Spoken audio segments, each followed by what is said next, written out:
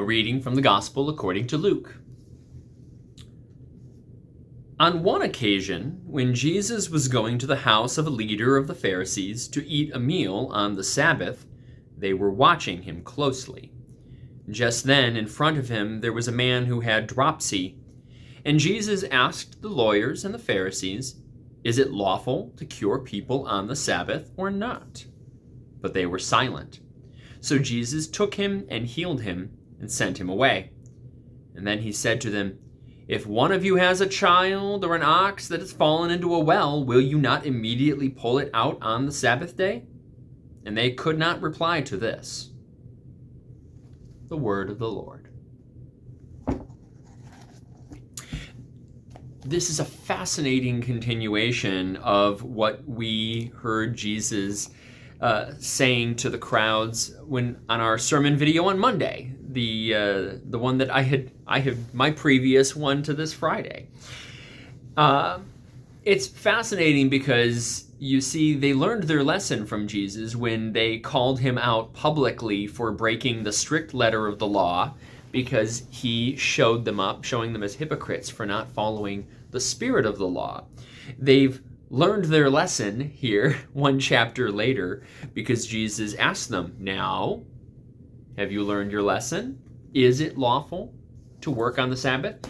And if you remember from Monday, I was talking about my mentor and teacher in seminary, the Reverend Justin Lewis Anthony, and he was talking about the danger in rationalizing our actions.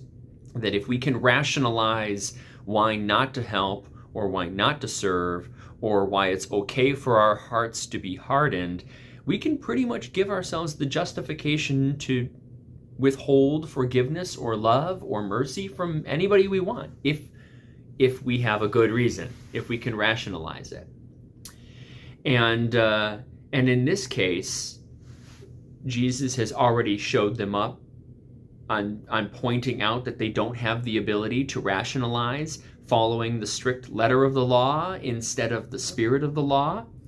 They've shown that they can't confront him on this, and so they have no response. They let him heal on the Sabbath. They're done with it. They're ready to let him heal on the Sabbath. It does make me wonder, as I'm hearing this story today, about how we figure out the justification of following the spirit of the law instead of the strict letter of the law. Because the laws, they're in place for a reason. They're not silly. They're good laws. They're there for a reason. So how can we know when it's okay to rationalize that we don't need to follow them? And I think, at least in this point, the example that we're being given is you look at the good that will come of it. You look at the difference it will make in the life of somebody, and you let the result of your actions, or what you anticipate the result of your actions being, justifying when you're right for acting.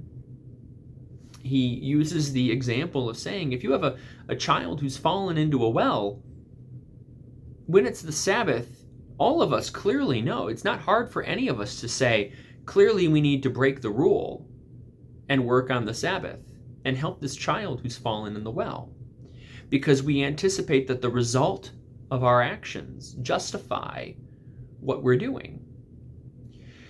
And so I think about, for example, when I have the chance to forgive somebody, even though they haven't properly shown that they're sorrowful and contrite for their actions, and maybe technically I'm breaking some sort of rule and that I'm forgiving them when they haven't said they're sorry. But if I know that the result is going to be healing, mending of relationships, wholeness, or humanizing somebody, I can pretty easily justify that, yeah, the results of my actions are going to justify me taking that act.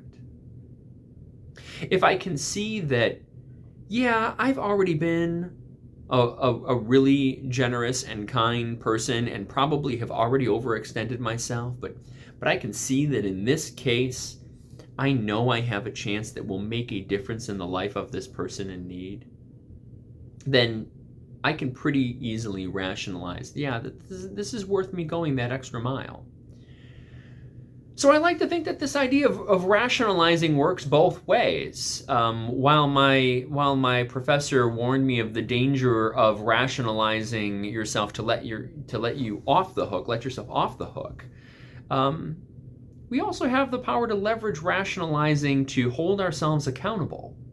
And maybe that's a muscle that we should work on practicing. I know I'm going to give some thought to that, working on that, and I invite you to do the same, to put into practice the act of deliberately trying to rationalize yourself into accountability, into doing the work to be the person you have the potential to be, going that extra mile when you have the ability to.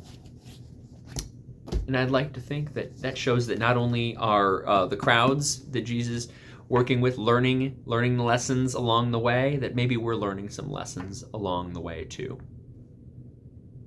Amen.